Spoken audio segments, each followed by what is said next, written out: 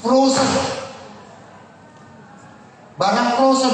Dulu barang frozen ikan, daging itu bukan barang kena pajak. Berapapun nggak TKP. Sekarang menjadi barang kena pajak tapi dibebaskan.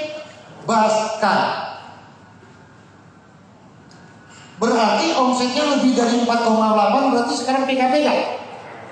PKP. Catat itu Bapak Ibu. PKP ya sekarang. PKP misalnya contoh, dia jual frozen ke customernya. Customernya misalnya badan usaha. Oke? Pengolahan misalnya, industri pengolahan. Harus buat faktur, haruslah lapor PPN-nya. Padahal PPN dibayar nggak?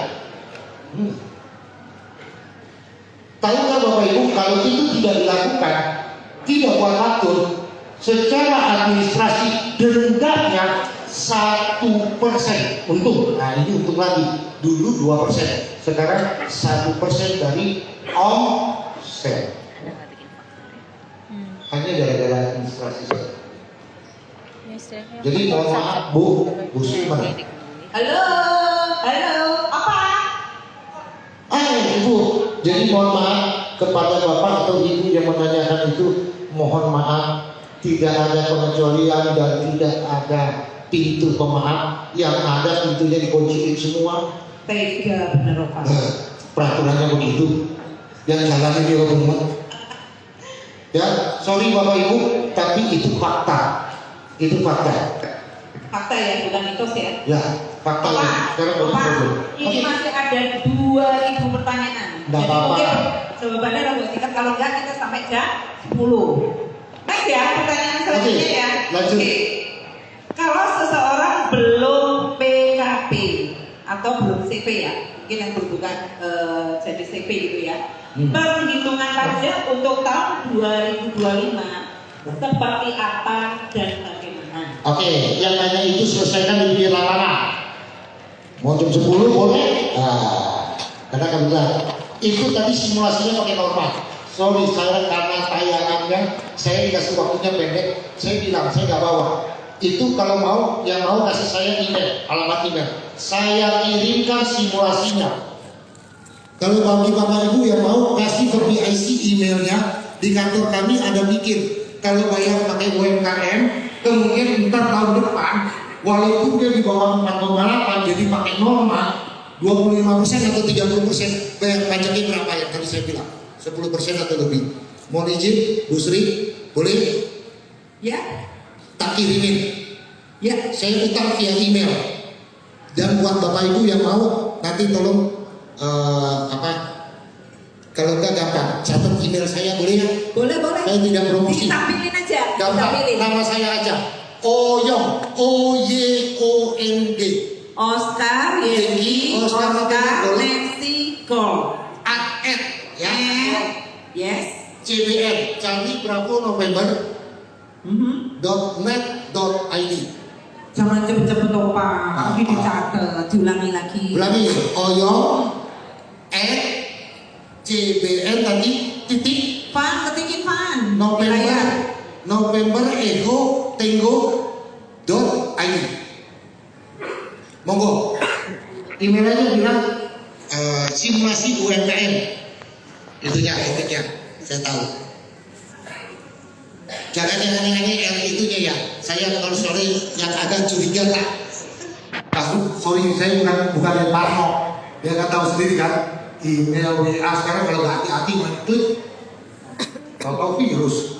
Ruwetnya 3 minggu. Apa minta tolong teman yang programmer bersihin. Kadang kalau lagi cilakannya lagi mau cari aman format apa kalau udah format pusing deh. Oke, Bapak Ibu ya. Tadi yang mau simulasi, karena kalau saya bahas. Tapi sebentar Pak, ini macam-macam. Oke, lanjut Bu. Oke ya, lanjut ya.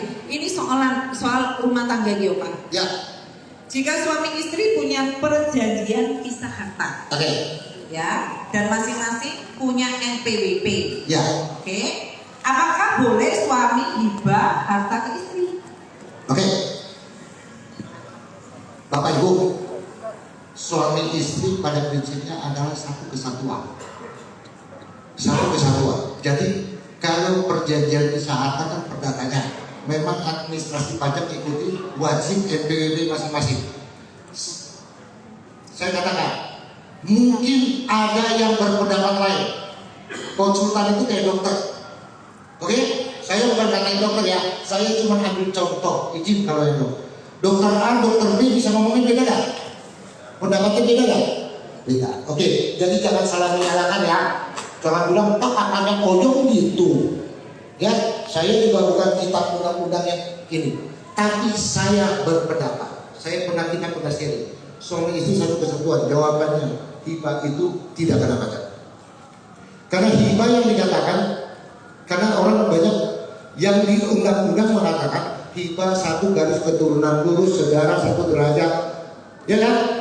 Jangan lupa, orang tua anak orang tua kan ada komanya tikungan. Sepanjang tidak ada hubungan kepemilikan, penguasaan, pekerjaan dan apa tuh? Usaha, pekerjaan, kepemilikan dan penguasaan. 4. Tikungannya orang suka lupa. Oke, saudara sederajat, ya kan? Satu garis keturunan lurus, komanya lupa. Tolong, halo, ya, Bapak Ibu, komanya lupa. Lanjut. Lanjut ya. Oke. Apakah bisa jika tidak CP atau badan usaha, tetapi PKP? Bagaimana untuk penghitungan pajaknya? Boleh aja orang pribadi PKP, tapi gini, orang pribadi PKP, orang pribadi kan usaha kan sama punya hartanya kan, harta pribadi, betul nggak? Betul nggak? Pisahin pembukuan dengan harta pribadi di SPT-nya beda. Setuju? Setuju? Yang PKP usahanya. Sekarang saya tanya, jual rumah PKP, usahanya PKP, jual rumah pribadi dijual nih, mau diganti yang lebih gede. Kalau bahasa kita pengusaha kena PPK, kena nggak? Nyesel kan PKP kan? Yang bilang kena ibu loh, ibu bukan orang pajak, bukan konsultan. Bapak ibu PKP, pengusaha, usahanya PKP kan? Betul? Rumahnya rumah pribadi, jual, kena PPN? Tuh, yang ngomong kena tuh. Tuh, nggak usah orang pajak, nggak usah konsultan, bilang kena. Ada yang bilang nggak kena, berantem. Enak gak? Enak? Kalau kegiatan usahanya di PT atau CP, yang PKP-nya siapa? CP-nya atau PT-nya? Badan usaha kan? Ya aset-asetnya. Kalau mau kena PKP, PKP aset itu. Kalau pribadinya jual aset, kena nggak PKP? PPN nggak? Tepuk tangan dong buat Bapak Ibu sekalian. Jadi buat Bapak Ibu tadi atau Bapak atau Ibu yang nanya tuh, lihat tuh, dibantu oleh Bapak Ibu nasabah BCA yang jawab. Terima kasih. Lanjut. Oke. Pengakuan atas penjualan tanah ke pemerintah. Ya. Apakah ada implikasi pajaknya? Bebas. Tahu saya pembebasan atau apa itu ada fasilitasnya, bebas. Laporkan penghasilan yang bukan objek. Jawabannya itu. Dia di SPT penghasilan bukan objek. Asal ada ini ya, suratnya ya. Saya ingat klien saya ada yang dapat pembebasan. Pembebasan dari pemerintah. Itu ada. Laporkan penghasilan bukan objek. Hartanya naik. Tanahnya saya udah catat. Ya kan, tanahnya dulu 100 juta beli, sekarang diganti 10 miliar. Tulis 10 miliarnya penghasilan bukan objek. Tapi ada buktinya ya. Ada buktinya ya, bukan katanya ya.